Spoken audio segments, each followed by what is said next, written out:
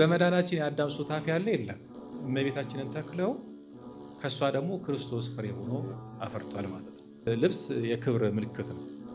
አዳምና ሔዋን ሲበድሉ ተራቆቱ ነው አይደል የተባለው? እርቃናቸው። ስለዚህ የክብር ምልክት ስለሆነ መክበራችሁን ለማጠየቅ መራቆት አይገባም። ብሉ አትብሉ ነው የተባሉት። ዕፀ በለስን እንዳትበሉ ነው የተባሉት። አሁን ግን ምንድን ነው የተባለው? ስጋዬን የበላ ደሜን የጠጣ የዘላለም ሕይወት አለው ብሉ ነው። በብሉይ ኪዳን በግ ነው እህል ነው። በአዲስ ኪዳን ግን ራሱ ነው ማለት ነው። የዛን ቀን መቸገር ያስፈልጋል። ይሄ ራሱ ቀኖና ነው በእውነቱ።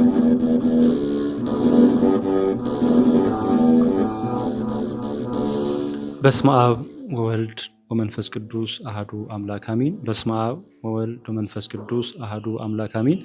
በስመ አብ ወወልድ ወመንፈስ ቅዱስ አሐዱ አምላክ አሜን። በመጀመሪያ የተከበሩ መምህራችን መምህር አማስላሴ፣ የተከበራችሁ አባቶች፣ እናቶች፣ ወንድሞች፣ እህቶች በልዑል አምላካችን ቅዱስ እግዚአብሔር ፍጹም ሰላም እንደምን አላችሁ? እንደምን ቆያችሁ? አምላካችን ልዑል እግዚአብሔር ስሙ የተመሰገነ ይሁን። እንግዲህ ዛሬ ከሰንበት ትምህርት ቤታችን በምስጢረ ቁርባን ዙሪያ የተሰበሰቡ ጥያቄዎችን መምህራችን መምህር አማስላሴ በመካከላችን ተገኝተው ጥያቄውን የሚመልሱበት መርሃ ግብር ነው የሚሆነው። እንዳልኳችሁ በምስጢረ ቁርባን ዙሪያ ነው። ቁርባን ምንድን ነው? ቅዱስ ቁርባን በየስንት ጊዜውና በየስንት እድሜያችን መቀበል አለብን? ከቁርባን በፊትና በኋላ ማድረግ ያሉብንና የሌሉብን ነገሮች ምንድን ናቸው የሚል ይሆናል። ስለዚህ ይህን ጥያቄ እንዲመልሱልን ወደ መምህራችን እንሄዳለን። ለመምህራችን ተናጋሪ አንደበት፣ ለእኛ አስተዋይ ልቦና አምላካችን ያድለን ዘንድ የእርሱ መልካምና ቅዱስ ፈቃድ ይሁንልን። ወደ መምህራችን። ቁርባንም የሁለት ቃል መገኛ እንደሆነ አባቶቻችን ይናገራሉ። የመጀመሪያው ሱርስት ከተባለ ቋንቋ ማለት ሶሪያ ማለት ነው። ከዛ ቃል እንደመጣም ይናገራሉ። በሌላ በኩል ደግሞ ከግዕዝ ቀርበ ከሚለው ማለት ነው ግዕዝ የመጣ እንደሆነም አባቶቻችን ይናገራሉ። በሁለቱም ትርጉሙ ቁርባን ማለት መባ፣ ስጦታ፣ ለአምላክ የሚቀርብ ስጦታ ተብሎ ነው የሚተረጎመው። በብሉይ ኪዳን እንደምታውቁት መስዋዕትና ቁርባን የሚባል ነበረ። መስዋዕት የሚባለው ከእንስሳት የሚቀርብ ነው። ቁርባን የሚባለው ደግሞ ከእህል የሚቀርበው ቁርባን ይባል ነበረ። መስዋዕት አድርጎ ራሱን ለቤዛ ዓለም የሰጠ በመሆኑ መስዋዕት ተብሏል። ቁርባን ያልነው ደግሞ ምንድን ነው? ቁርባን ማለት መባ፣ ስጦታ ማለት ነው ብያቸዋለሁ። እና እኛ ከሱ ውጭ ልናቀርበው የምንችለው ነገር ስለሌለ እሱን ቁርባን እንለዋለን። እንደምታውቁት በኦሪቱ ኃጢአተኛ ሰው በግን ይዞ ይመጣል፣ ለኃጢአቱ ስርየት በግን ያቀርባል። አሁን ግን በሐዲስ ኪዳን ቀዳሜ ጸጋ ይለዋል ሊጦን። የቤተክርስቲያናችን ጸሎት መጽሐፍ ነው፣ ሊጦን ይባላል። ክርስቶስን ቀዳሜ ጸጋ ይለዋል። ቀዳሜ ጸጋ ማለት ከጸጋዎች ሁሉ የሚበልጥ የሚቀድም ማለት ነው። እሱ ጸጋችን ነው ክርስቶስ። ለምን? ለዓለም ራሱን የሰጠ በመሆኑ ማለት ነው። እና ራሱን ለወዳጆቹ አሳልፎ ከመስጠት የሚበልጥ ፍቅር የለም ተብሎ እንደተገለጸው ለዓለም ሁሉ ራሱን የሰጠ ቀዳሜ ጸጋ ክርስቶስ ነው። ስለዚህ እሱ ራሱን ሰጥቶናል። እኛም ደግሞ ወደ እሱ የምንቀርበው ሌላ ነገር ይዘን አይደለም። ከሱ በላይ ትልቅ ስጦታ ሊኖረን አይችልም። ራሱን ነው ይዘን ልንቀርብ የምንችለው ማለት ነው። ለኃጢአት ስርየታችን ራሱን ይዘን ቀርባለን ማለት ቅዱስ ሥጋውና ክቡር ደግሞ መማፀኛ እናደርጋለን ማለት ነው። ድሮ በበግ ነበር የሚማጸኑት። አሁን ግን ይኸውላችሁ የኦሪቱ ካህን በበግ መስዋዕት ያስተሰርያል። ክርስቶስ ግን ራሱ በጉን ያስተሰርያል ማለት ነው። ኦሪታውያን በመስዋዕት ነው የሚያስተሰርዩት። ክርስቶስ ግን ራሱ መስዋዕት ሆኖ ነው ያዳነን ማለት ነው። ስለዚህ በሐዲስ ኪዳን መባችን እርሱ ነው። ራሱ ሰጥቶናል። የምንቀርበውም በራሱ ነው ማለት ነው። ስለዚህ ቁርባን የሚለው ባጭሩ መባ፣ ስጦታ ማለት ነው። ለማን የሚቀርብ ከተባለ ለአምላክ የሚቀርብ ነው። በብሉይ ኪዳን በግ ነው፣ እህል ነው። በአዲስ ኪዳን ግን ራሱ ነው ማለት ነው። ለእኛ ሰጥቶናል። በእሱ የምንቀርብበት ስለሆነ የአዲስ ኪዳን ቁርባን እርሱ ነው ማለት ነው።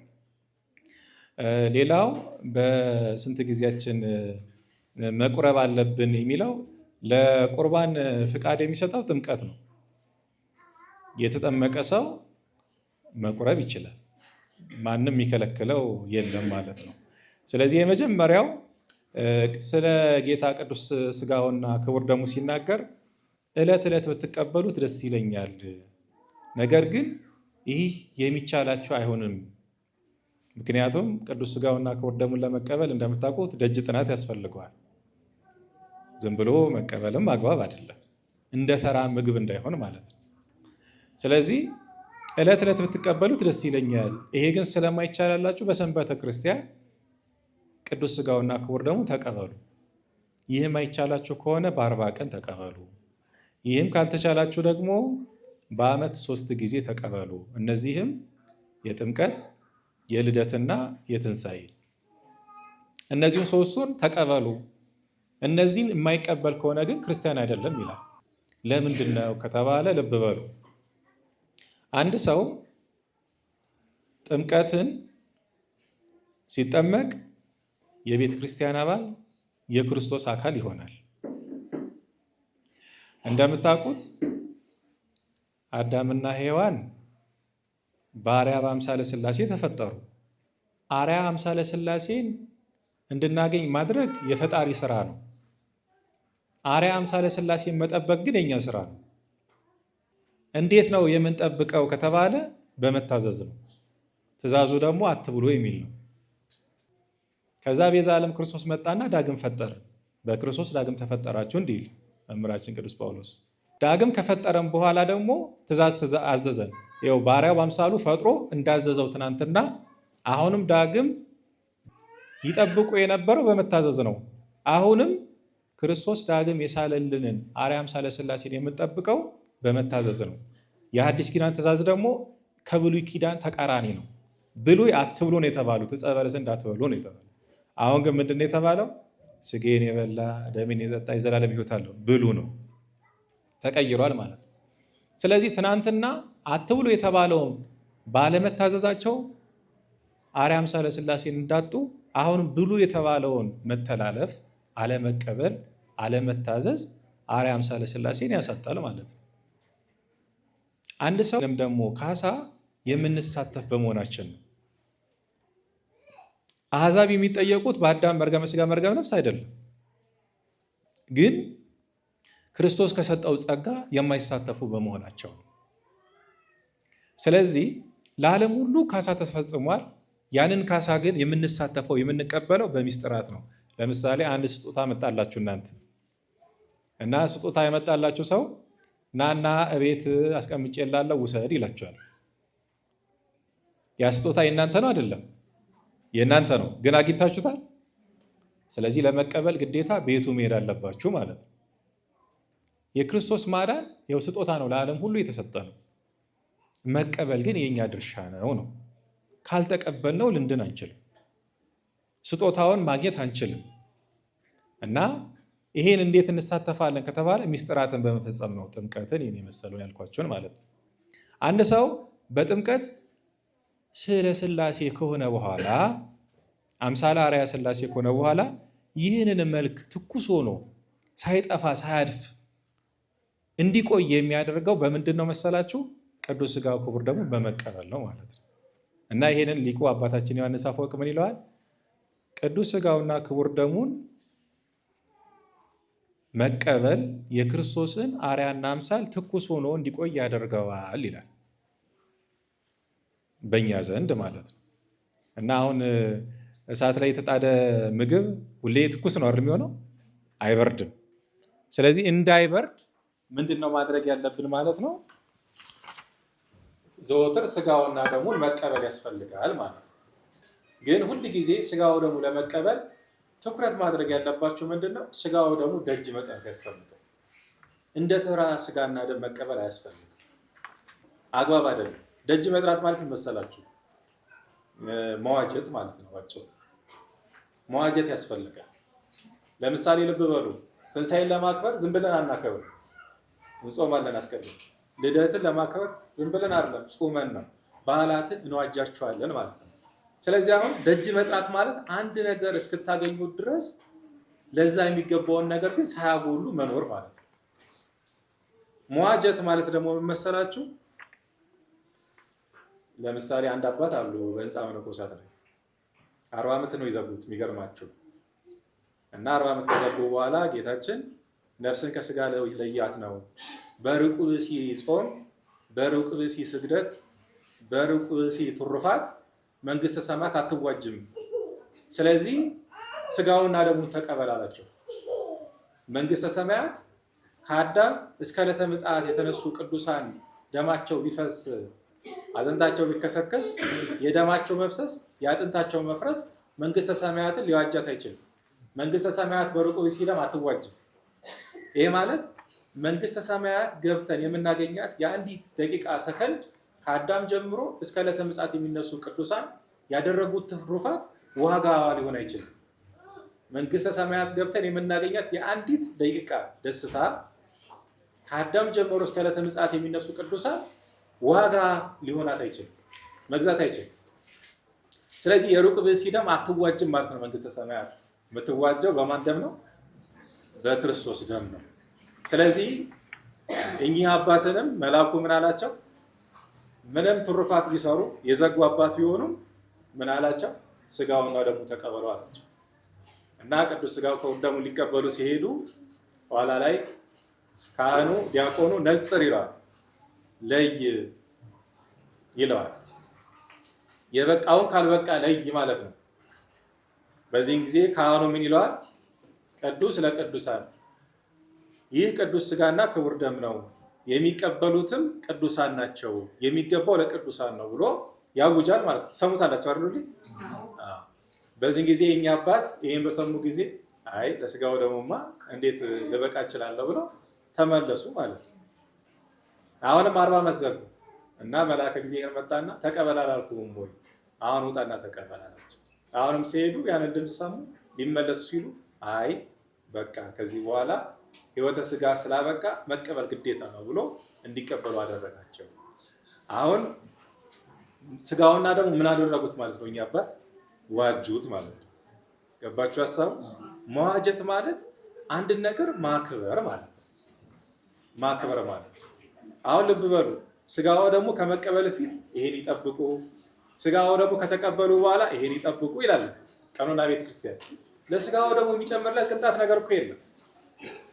ግን ስጋው ደግሞ ማክበራችን የሚገለጸው በዚህ ስለሆነ ነው። ቀድሞ እና ከኋላ በተሰሩት ስርዓቶች ነው ስጋው ደግሞ ያለንን ክብር የምንገልጸው ማለት ነው። ስለዚህ እንደዛ ስለሆነ ቅዱስ ስጋውና ክቡር ደሙን ለመቀበል እንደ ተራ አድርጎ መቀበል አያስፈልግም። ሁለተኛ ደግሞ መዋጀት ያስፈልጋል፣ ደጅ መጥናት ያስፈልጋል። እና ዕለት ዕለት ልትቀበሉት ብትወዱ ተራ ስጋና ደም ያስመስልባቸዋል። ይሄ ማለት ምንድን ነው? ትላመዱታላችሁ ማለት ነው። እና እንደዛ እንዳይሆን 18 ሰዓትም ጾም አለ አይደል? እነሱ እናያቸዋለን። እንደዛ ስላሉ ያንን ለማሟላት እንዲመች በሳምንት በሰንበተ ክርስቲያን መቀበል፣ እንደገና ደግሞ ይሄ ካልተቻለ በ40 ቀን መቀበል፣ ይሄ ካልተቻለ ግን በአመት ስንት ጊዜ ብያቸዋለሁ? እነማን ናቸው? ጥምቀት አለ፣ ልደትና ትንሣኤ ማለት ነው። እነዚህን ይዞ መቀበል ያስፈልጋል ማለት ነው። ስለዚህ መቼ እንቀበለው የሚለው ይሄ ነው። ሌላው ደግሞ ከመቀበል በፊት የሚያስፈልገው የመጀመሪያው ያው እናንተ አማኝ ስለሆናችሁ ያመነ ምናምን አይደላችሁ፣ ግን ማመን ያስፈልጋል፣ ሃይማኖት ያስፈልጋል። እንደገና 18 ሰዓት ጾም ያስፈልጋል። 18 ሰዓት ጾም የሚባለው የክርስቶስ የመከራው ሰዓት ነው። ከተያዘበት ምሽት 3 ሰዓት እስከተሰቀለበት ቀን 9 ሰዓት ድረስ አጠቃላይ 18 ሰዓት ይሆናል አይደል? ሌሊት 9 ሰዓት አለ፣ ቀን ደግሞ 9 ሰዓት አለ፣ አንድ ላይ 18 ሰዓት ይሆናል ማለት ነው። ስለዚህ ለአፋችን ምሬት እስኪሰማው ከወዳችን ምግብ እስኪጠፋ ድረስ ጠብቀን እንቀበለዋለን። ይሄውም አፋችን ምሬት ሲሰማው ቆይቶ ቅዱስ ስጋውና ክቡር ደሙን ስንቀበል ህይወታችን መራራ ህይወታችን የወሪቱ ጨለማ መራራ ህይወታችን የጣፈጠው በሱ መሆኑን እየመሰከርን ነው ማለት ነው። አንዴ ሁለተኛ ደግሞ ጽማቱንም እየተጋራን ነው፣ እየተሳተፍን ነው። ጸማው ከተጠማ ነው አይደል ያለው መስቀል ላይ፣ ያንን እንሳተፋለን ማለት ነው በዚህ ጾም። እና እንደዛ ስለሆነ 18 ሰዓት መጾም ያስፈልጋል። ንጹህ መሆን ያስፈልጋል። ገላን በንጽህና መቅረብ ያስፈልጋል። እሱን መጠበቅ ያስፈልጋል። ንጽህና ስጠብቁ ታዲያ እሱንም ከ18 ሰዓት በፊት ማድረግ አለባችሁ። ገላ መታጠብ ከ18 ሰዓት በፊት ነው የሚደረገው እንጂ ጾም ከጀመራችሁ ለስጋው ደግሞ ብላችሁ ጾም ከጀመራችሁ በኋላ መጠመቅ አይገባም። በመሰረቱ በጾም ሰዓት ራሱ ጥምቀት አይመከርም።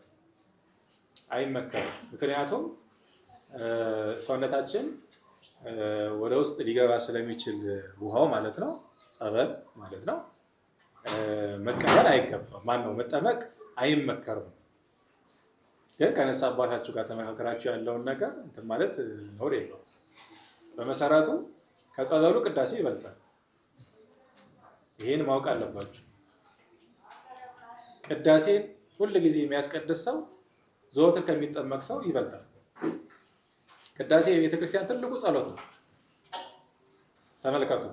ያኛው ጸበሉ የተጸለየበት ጸሎት አለ፣ ቅዱስ ቁርባኑ የሚጸለይበት ጸሎት አለ እና የቤተክርስቲያን ትልቁ ጸሎት የትኛው ነው? አማናዊው ቅዱስ ሥጋና ክቡር ደም የሚዘጋጅበት ጸሎት። ስለዚህ አንድ ሰው ካስቀደሰ ቅዳሴው ለሱ በቂ ነው። ይሄን ማወቅ አለባችሁ። ከቅዳሴ በኋላ ጥምቀት ይሄ አይገባም። ወይ ደግሞ ከሰዓት የምታስቀድሱ ከሆነ ጠዋት መጠመቁ ምንም እንትን የለውም። አንደኛ ለሰውነትም እንደ ውሃነቱ ሰውነትን ያበረታል፣ ስጋን ማለት ነው። ጾም ደግሞ ምንድነው ዓላማው? ስጋን ማርከም ነው አይደል? ስለዚህ ማርከም ነው አንዴ ነው። ሁለተኛ ግን እንዳልኳችሁ ወደ ሰውነታችን ሊገባ ይችላል። እንደው የማይመቻችሁ ከሆነና እንዳጋጣሚ ሆኖ መታጠብ ካልቻላችሁ ከ18 ሰዓት በፊት 18 ሰዓት ውስጥ ልትጣጠቡ ግድ ከሆነባችሁ ከወገባችሁ ማለት ከአንገታችሁ በታች መታጠብ ነው ማለት ነው። ግልጽ ነው አላሳው? እንደዚህ አድርጎ መታጠብ ነው። ሌላው ከሩካቤ ስጋ ባለትዳሮች ማለት ነው። እናንተም እንደዚሁ መራቅም ከመቀበል በፊት 3 ቀን አለ፣ ከተቀበሉ በኋላ ደግሞ 2 ቀን አለ ማለት ነው። ዲያብሎስ በድሏል አልበደለም? አምላክነትን መሻት ነው። አዳምም የበደለው በደል አንድ ነው አይደለም? ሁለቱም አምላክነትን መሻትን የበደሉት። ሴጣንን እግዚአብሔር አላዳነውም፣ አዳምን ግን አድኖታል። ለምን ከተባለ አዳም ንስሐ ስለገባ ነው። የአዳም ንስሐ የሰው ልጆች ሁሉ ለመዳን ታላቅ ሱታፊ አላት። ለዚህ ነው ቅዳሴ ላይ 41 ጊዜ እግዚኦ የምንለው። ለዛ 40ው የነቢያት ጾም ነው፣ አንዱ ግን የአዳም። የነቢያቱ ስንት ነው አልኳቸው? 40 ነው። 41 አይደል እግዚኦ የምንለው? አውቃችሁታል? ቅዳሴ እግዚኦ ማለት ነው። ለምሳሌ በዚሁ ለማወቅ ካህኑ እግዚኦ ብሎ ይጀምራል። እሱን ስንት ጊዜ ይለዋል? 3 ጊዜ ይላል አይደል? እኛም ስንት ጊዜ እንላለን? እየደመራችሁ ነው አይደል? 6 ሆነ። ከዛ ሁለተኛው ላይ ምን ይላል? እግዚኦ መሐረነ ክርስቶስ እግዚኦ ይላል እያለ 5 ጊዜ ነው የሚለው። አንድ ጊዜ 5 ነው የሚለው። ሁለተኛውንም 5፣ ሶስተኛውንም 5 ይላል። እኛም እንደዛ ነው የምንለው። ግልጽ ነው አይደል? ስለዚህ አጠቃላይ ስንት ይሆናል? 30 ይሆናል። የቀደሙ ስንት ሆነ? 36 ሆነ ማለት ነው። ከዛ መጨረሻ ላይ ካህኑ ደግሞ ባጭር ምን ይለዋል? እግዚኦ መሐረነ ክርስቶስ ይላል መጨረሻ ላይ። እሱ ስንት ጊዜ ይላል? 3 ጊዜ። እኛ 2 ጊዜ ነው የምንለው።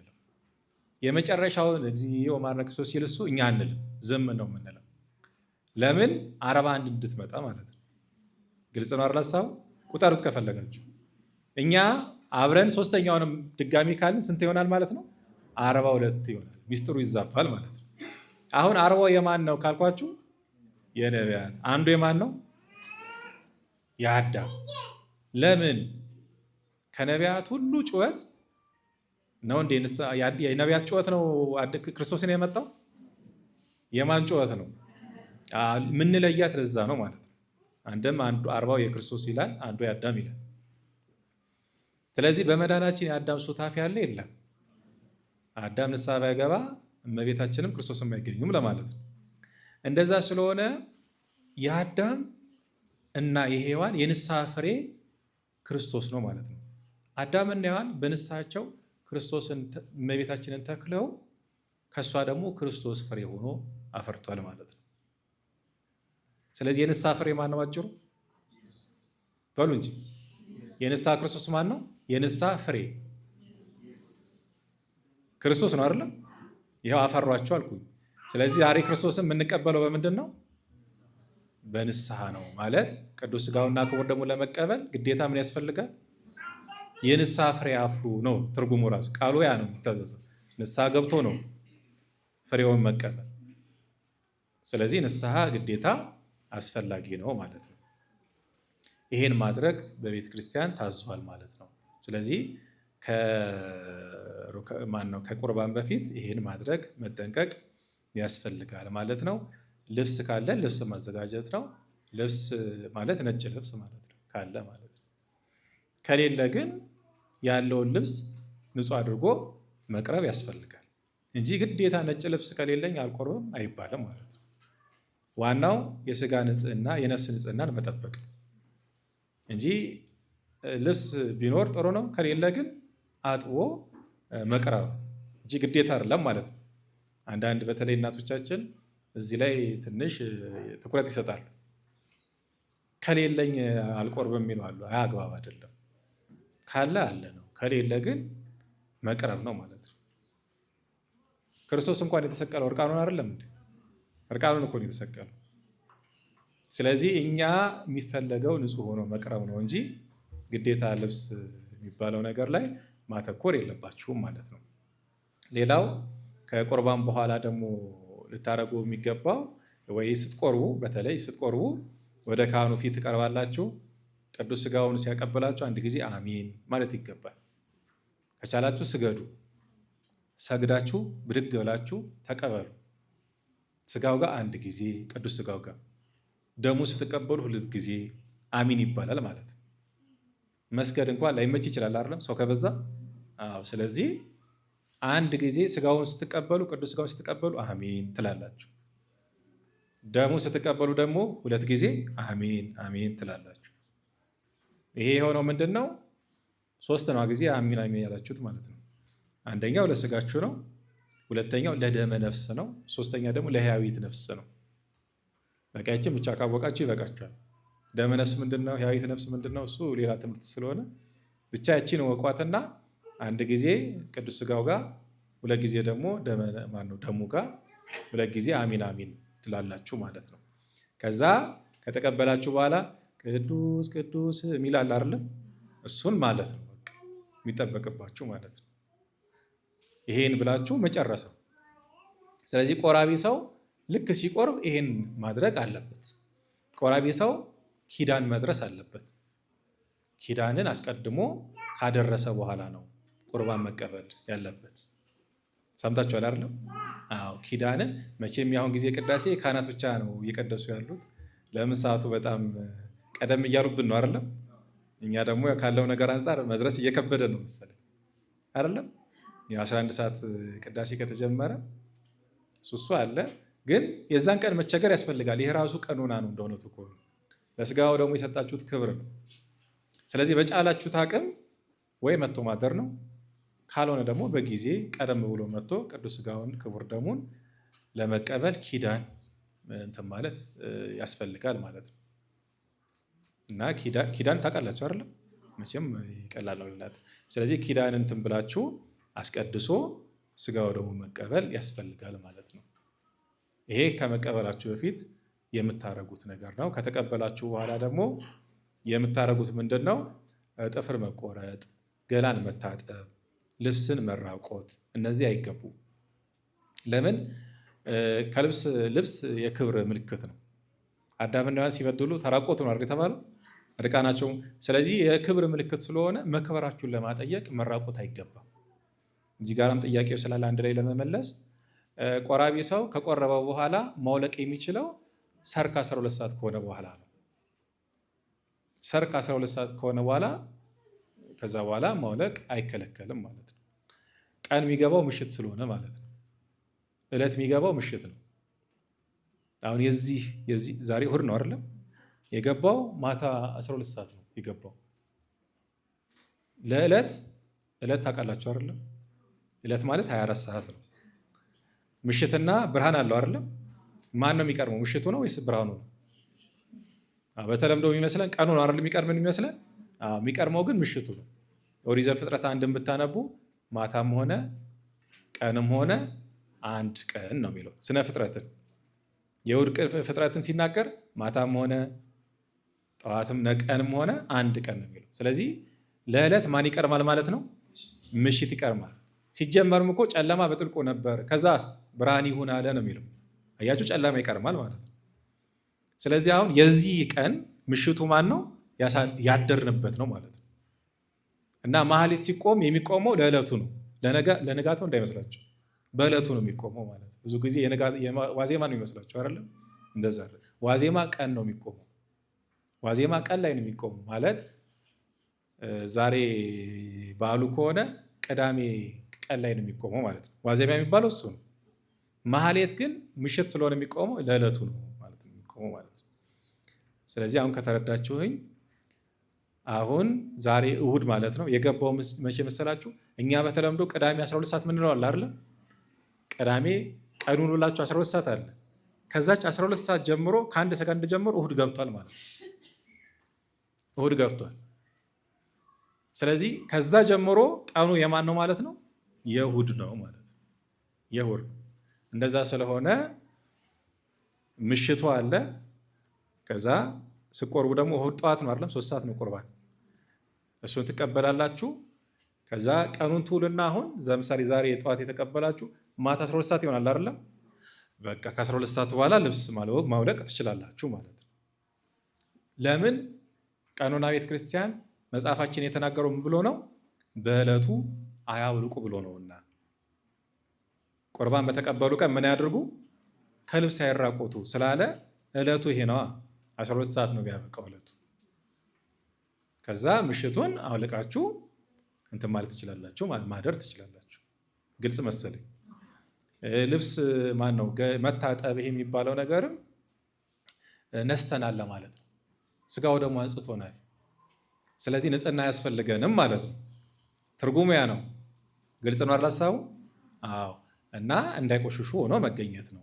እግዚአብሔር ይስጥልን። መምህራችን እንግዲህ ጥያቄውን እንደሰማችሁት እጅግ በጣም በሚገርምና በተብራራ መልኩ ለእኛ አድርሰውልናል። እዚህም ያላችሁ እንደዚሁም ደግሞ በሰላም ለኪ ሚዲያ ይሄን ዝግጅት መርሃ ግብር የምትከታተሉ በአጠቃላይ ከእኛ ጋር ስለሆናችሁ የመምህራችንም ትምህርት እየሰማችሁ እያደመጣችሁ ስለሆነ እጅግ በጣም ከልብ እናመሰግናለን።